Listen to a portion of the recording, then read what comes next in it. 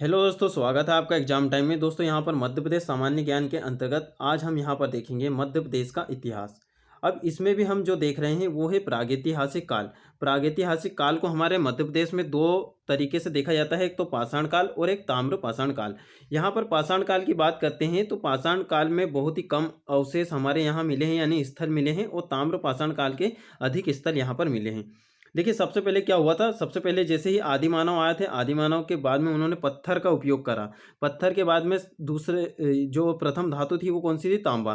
तांबा और पत्थर का साथ में उपयोग करा, उसके बाद में कांसे का और उसके बाद में लोहे का। ठीक है, तो इस प्रकार से क्रम वाइज यहाँ पर उपयोग हुए हैं। तो हम यहाँ पर एक चीज़ देखेंगे मध्य प्रदेश के इतिहास में कि मध्य प्रदेश के इतिहास में आप देखोगे कि सिंधु घाटी सभ्यता से संबंधित कोई भी स्थल हमारे मध्य प्रदेश में नहीं मिले हैं।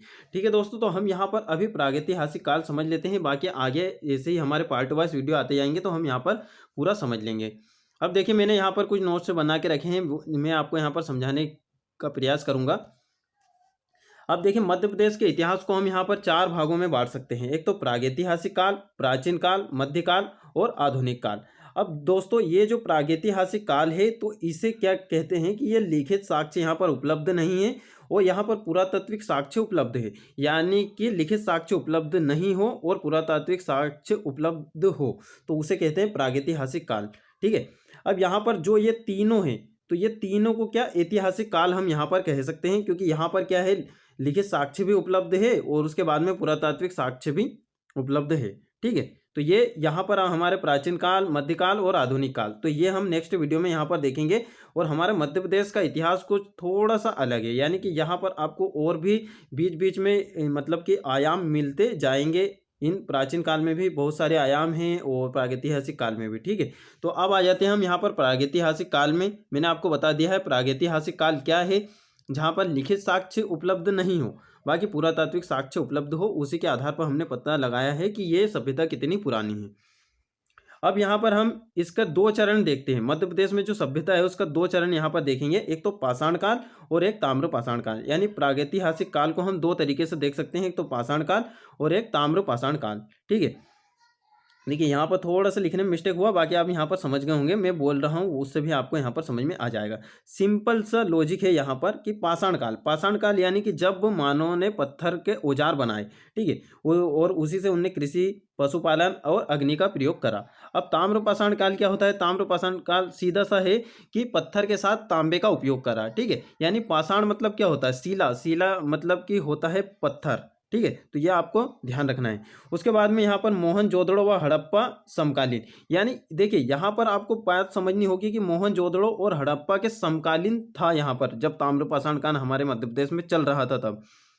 बाकी यहाँ पर हड़प्पा के अवशेष नहीं पाए गए। अब इसका समय हम देखते हैं कि पाषाण काल का हमारे मध्य प्रदेश में समय क्या रहा होगा। तो देखिए, ये तो सब एक्सपेक्टेड है, यानी कि हम इसे मानते हैं 40 लाख ईसा पूर्व से लेकर 4000 ईसा पूर्व। यानी कि जो ईसा का जन्म हुआ था, हम मानते हैं कि ईसा का जन्म फर्स्ट ईस्व में हुआ था। फर्स्ट ईस्व से भी 4000 ईस्व पहले, और अभी 2000 हो गए। यानी कि अगर अभी से देखा जाए तो कितने साल पहले, अभी से यदि देखा जाए तो 6000 साल पहले। ठीक है, 6000 साल पहले, इस प्रकार से आप समझ सकते हो।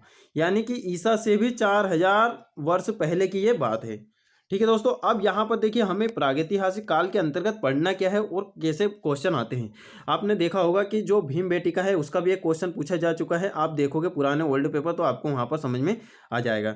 अब यहाँ पर हम जो देख रहे हैं, अब आपको इसमें सिर्फ एक ही चीज़ ध्यान रखना है, पाषाण काल और ताम्रपाषाण काल के बारे में हमें ज़्यादा नहीं पढ़ना, पता होना चाहिए क्या होता है। अब इनके जो प्रमुख स्थल जो मध्य प्रदेश में मिले हैं तो वहाँ से क्वेश्चन पूछे जाएंगे और उनकी कुछ कुछ विशेषता है तो वो हम यहाँ पर देख लेंगे। साथ में हम यहाँ पर ताम्रपाषाण का भी समय देख लेते हैं। ये 2000 ईसा पूर्व से लेकर 900 ईसा पूर्व। अब ये जैसे ही 900 ईसा पूर्व यहाँ पर खत्म हुआ, वैसे ही कौन सा युग आ गया था, कांस्य युग। तो कांस्य युग के हमारे यहाँ बहुत ही कम अवशेष मिले हैं, यानी कि इसी के समय, यानी यहाँ पर हमने लिखा है कि मोहनजोदड़ो और हड़प्पा के समकालीन ही था। यानी यहाँ पर जो मध्य प्रदेश में है ताम्रपाषाण काल काफ़ी लंबे समय तक रहा था। ठीक है, तो ये आपको यहाँ पर ध्यान रखना है। अब आ जाते हैं हम प्रमुख स्थल। अब मैंने यहाँ पर लिखे हैं पाषाण काल के प्रमुख स्थल और इधर लिखे हैं मैंने ताम्रपाषाण काल के प्रमुख स्थल। तो इनसे हर बार क्वेश्चन पूछे जाते हैं, ये आपके कोई भी एग्जाम हो, चाहे व्यापम का हो चाहे एमपीपीएससी हो। ठीक है, तो इसी से ही प्रश्न पूछे जाएंगे कि कौन सा स्थल कहाँ से संबंधित है और किसकी क्या विशेषता है। सबसे पहली बात कर लेते हैं आदमगढ़। आदमगढ़ कहाँ पर है? सबसे पहला ही क्वेश्चन आपका ये बन गया कि आदमगढ़ कहाँ है, तो ये होशंगाबाद में है। अब ये क्या है? मध्य पाषाण कालीन स्थल है। देखिए आप सभी को पता होगा जो पाषाण काल है इसे भी 3 भागों में बांटा गया है, पूरा पाषाण काल, नव पाषाण काल और मध्य पाषाण काल। तो आपको सिर्फ इतना सा ध्यान रखना है कि मध्य पाषाण कालीन स्थल है। और आपको जो इतिहास जो आप स्टार्ट करोगे तो आपका जो सिलेबस है एमपीपीएससी का वहाँ पर लिखा है प्राचीन भारत, ना कि प्रागैतिहासिक काल। ठीक है, तो आपको वहाँ पर प्रागैतिहासिक काल नहीं पढ़ना है, सिर्फ प्राचीन भारत यानी सिंधु घाटी सभ्यता से आपको स्टार्ट करना है वहाँ पर भी। तो हमें भी यहाँ पर अभी प्रागैतिहासिक काल पूरा नहीं पढ़ना है, बस समझ लेना है कि क्या होता है। तो ये मध्य पाषाण कालीन एक स्थल है। आपसे ये पूछा जा सकता है कि आदमगढ़ कौन सा पाषाण काल का कौन सा स्थल है, तो मध्य पाषाण कालीन नर्मदा के तट पर स्थित है और गुफा शैल चित्र है। यहाँ पर भी गुफा शैल चित्र पाए गए हैं और प्रागैतिहासिक मानव की क्रीड़ा स्थलीय रहा है। ठीक है, इतना सा आपको यहाँ पर ध्यान रखना है। अब नेक्स्ट स्थल हम यहाँ पर देख लेते हैं कि भीमबेटका। अब देखिए जो पाषाण काल है उसके यहाँ पर सिर्फ 2 ही स्थल मिले हैं, एक तो भीमबेटका और एक आदमगढ़। तो भीमबेटका कहाँ है? रायसेन। रायसेन के भी अब्दुल्लागंज, अब्दुल्लागंज रायसेन में। अब ये विंध्य पर्वतों में स्थित है और पूरा पाषाण आवासीय पूरा स्थल है। ठीक है, पूरा पाषाण आवासीय पूरा स्थल है, ये आपको ध्यान रखना है। अब इसमें कौन कौन से साक्ष्य मिले हैं? यहाँ पर कलात्मक अभिव्यक्ति यानी कलात्मक यानी कि हाथों से कुछ कलाकारी की गई है होगी और उसमें हमें कुछ अनुभूति होती है या फिर कुछ महसूस होता है देखते से कि हाँ ये ऐसा रहा होगा या फिर इस टाइप से, यानी भाव प्रकट होते हैं। ठीक है, ये आपको ध्यान रखना है। सेल चित्र और गुहा चित्र। देखिए सेल चित्र क्या होते हैं? जो पत्थर पे बनाए जाते हैं वो सेल चित्र होते हैं और जो गुफा में बनाए जाते हैं वो गुफा चित्र होते हैं। ठीक है, तो ये लगभग यहाँ पर 500 गुफाएं मिली हुई है, छोटी बड़ी मिलाकर, ऊंची नीची या छोटी बड़ी जो भी मिलाकर यहाँ पर 500 गुफाएं मिली है। सिर्फ भीमबेटका के बारे में आपको यहाँ पर इतना ही ध्यान रखना है। अब मैंने यहाँ पर ये कुछ पॉइंट लिखा है कि नोट करके कि डॉक्टर विष्णु श्रीधर वाकणकर ने किसकी खोज की है। देखिए यहाँ पर 3 खोज की है इन्होंने, भीमबेटका, नागदा और कायथा। अब आ जाते हैं हम नेक्स्ट स्थल पर, ये है हमारे ताम्र पाषाण कालीन स्थल। अब इसका जो विकास है वो नर्मदा, चंबल और बेतवा ये 3 नदियों में विशेषकर है, बाकी की नदियों में भी है, बाकी ये महत्वपूर्ण नदियां हैं मध्य प्रदेश की इसलिए, और जबलपुर और बालाघाट। तो इस तरफ ये इसका ये था। और बाकी आप पाषाण काल का देखोगे तो पूरा मालवा क्षेत्र में, यानी कि अधिकतर मालवा क्षेत्र में ही ये फैला हुआ था, ये आपको ध्यान रखना है। यानी इस प्रकार से भी क्वेश्चन पूछे जा सकते हैं कि पाषाण काल का प्रमुख स्थल कौन सा था, बुंदेलखंड क्षेत्र या फिर बघेलखंड या फिर मालवा। तो आपको ध्यान रखना है मालवा। अब ताम्रपाषाण की बात करते हैं तो ये मध्य प्रदेश का जो पूर्वी हिस्सा है उस तरफ ज़्यादा विकसित था। बाकी यहाँ पर देखिए उज्जैन में, मालवा में भी मिले हैं, है ना। अब आ जाते हैं कायथा। तो कायथा कहाँ है दोस्तों? उज्जैन में है। सबसे पहला ही क्वेश्चन आपका कि कायथा किस जिले में पड़ता था या फिर कौन सा जिला संबंधित था, तो उज्जैन। और ये छोटी सिंधु नदी के तट पर था। उसके बाद में ये पहली ताम्र पाषाण बस्ती थी, यानी कि सबसे पहली ताम्र पाषाण कालीन बस्ती कौन सी मिली है, तो कायथा मिली है, ये आपको ध्यान रखना है। अब यहाँ पर जो साक्ष्य मिले हैं वो कंकण, छेनी, कुल्हाड़ी और तांबा की धातु, यानी कि ये जो मिली है ये तांबा की धातु यहाँ पर मिली है, तो इससे ही अंदाजा लगाया गया है कि ये ताम्र पाषाण कालीन बस्ती थी। उसके बाद में लाल मृद भांडों पर काले रंग के चित्र भी मिले हैं और वराह मिहिर की जन्मभूमि भी इसे कहते हैं, और ये है। ठीक है, ये इतना आपको यहाँ पर 3-4 फैक्ट आपको ध्यान रखना है। उसके बाद में नेक्स्ट पे आ जाते हैं कि एरण। एरण कहाँ से है? सागर से। इसे एरिकीर्ण प्राचीन नाम, यानी कि इसका जो प्राचीन नाम है वो एरिकीर्ण भी है। अब दोस्तों एरन की आप ध्यान रखोगे इसमें यहाँ पर प्राचीन काल के भी अवशेष मिले हैं, यानी कि सती प्रथा का भी यहाँ पर साक्ष्य मिला है।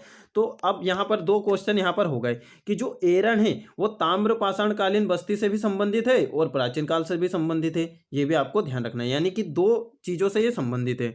उसके बाद में यहाँ से जो साक्ष्य मिले हैं वो मिले हैं तांबे की कुल्हाड़ियाँ, सोने के टुकड़े, काले लाल मृदभांड और मिट्टी की पशु आकृतियाँ। ठीक है, तो ये इतना आपको ध्यान रखना है। अब नवदा टोली की बात करते हैं। देखिए ये अधिकतर जो यहाँ पर स्थल है आपको सिर्फ यही कंफ्यूज करेंगे कि जो नवदा टोली स्थल है वो किस युग का है या फिर किस काल से संबंधित है, पाषाण काल, ताम्र पाषाण काल, कांस्य युग या लोह युग।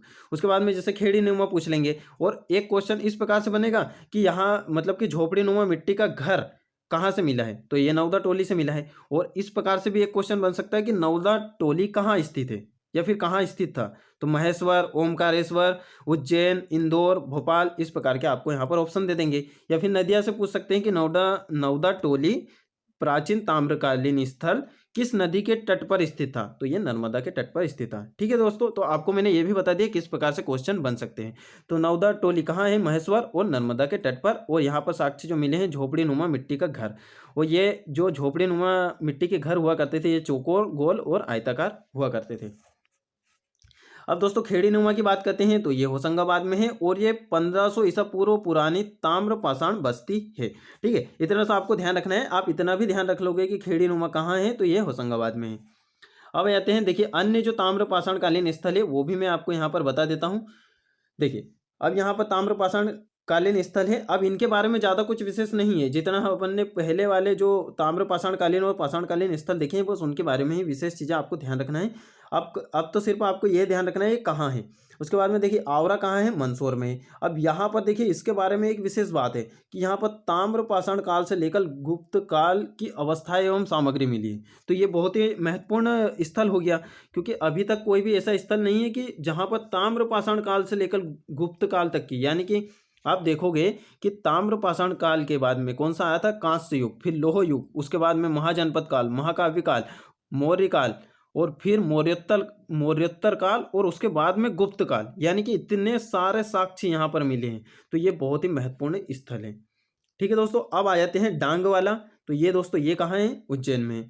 और ये है बेसनगर विदिशा। तो दोस्तों ये बेसनगर जो है ये भी ताम्र पाषाण कालीन स्थल था। तो आपको सिर्फ ये ध्यान रखना है, यानी कि देखिए आप तो जैसे कि आपसे एक क्वेश्चन इस प्रकार भी बन सकता है कि निम्न में से कौन सा ताम्र पाषाण कालीन स्थल नहीं है। तो बीच में आपको एक तो आदमगढ़ दे देंगे और एक क्या दे देंगे? भीमबेटका दे देंगे। तो भीमबेटका और आदमगढ़ कौन से हैं? पाषाण कालीन स्थल है।